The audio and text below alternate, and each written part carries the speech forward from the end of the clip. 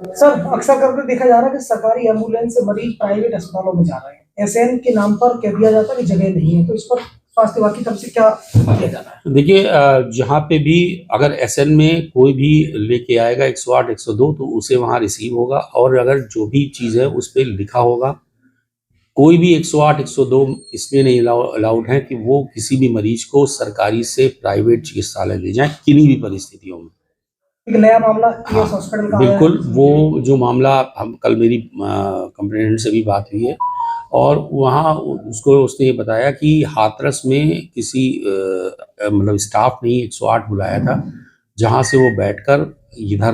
करीब 9 बजे वहाँ से वो यहाँ आया,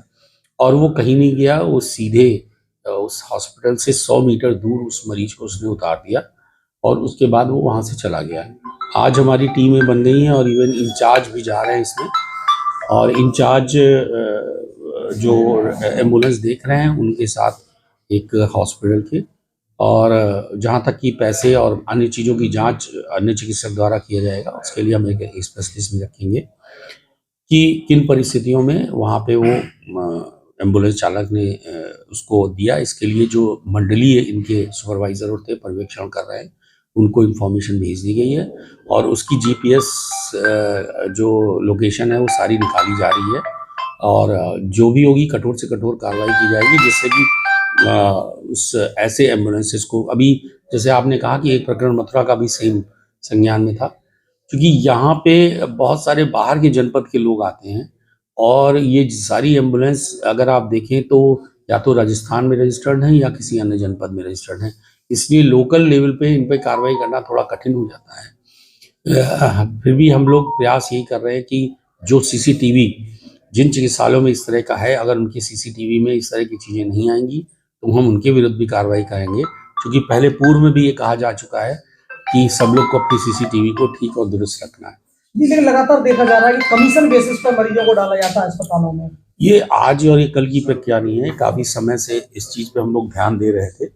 और इसके लिए कार्रवाइयाँ भी शुरू की गई हैं, परंतु जो स्थानीय स्तर पर एम्बुलेंस पे उस पर हम लोग कार्रवाइयाँ तो कर पा रहे हैं, लेकिन जो बाहर से इस तरह के आते हैं वो सिर्फ कुछ फ्रैक्शन ऑफ टाइम के लिए अपने शहर में रहते हैं, इसलिए उन पर थोड़ी दिक्कत आ रही है। तो ऐसे लोगों के विरुद्ध जो भी शिकायतें होंगी उनका हर हालत में उनके विरुद्ध कार्रवाई। सर, एएस हॉस्पिटल के 2 रजिस्ट्रेशन का मामला भी सामने आया कि एक जलेसर में रजिस्टर्ड है, एक आगरा में। ऐसा देखा जा रहा है कि स्वास्थ्य विभाग लगातार इस पर कार्रवाई कर रही है, लेकिन 2 रजिस्ट्रेशन जगह पे चल रही है। नहीं, एएस किसी भी नाम का जब तक उस पे कोई वो पेटेंट नहीं लेंगे तब तक वो एक नाम से अस्पताल खोल सकते हैं, इसमें कोई भी दिक्कत नहीं है,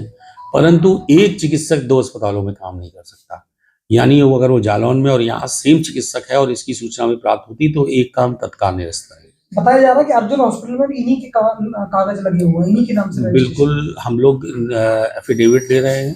किसी भी चिकित्सक का जो पर्सन इंचार्ज है, यदि वो एक चिकित्सालय से अधिक में कार्य कर रहा है तो हम लोग उसके पंजीकरण को निरस्त कर रहे हैं।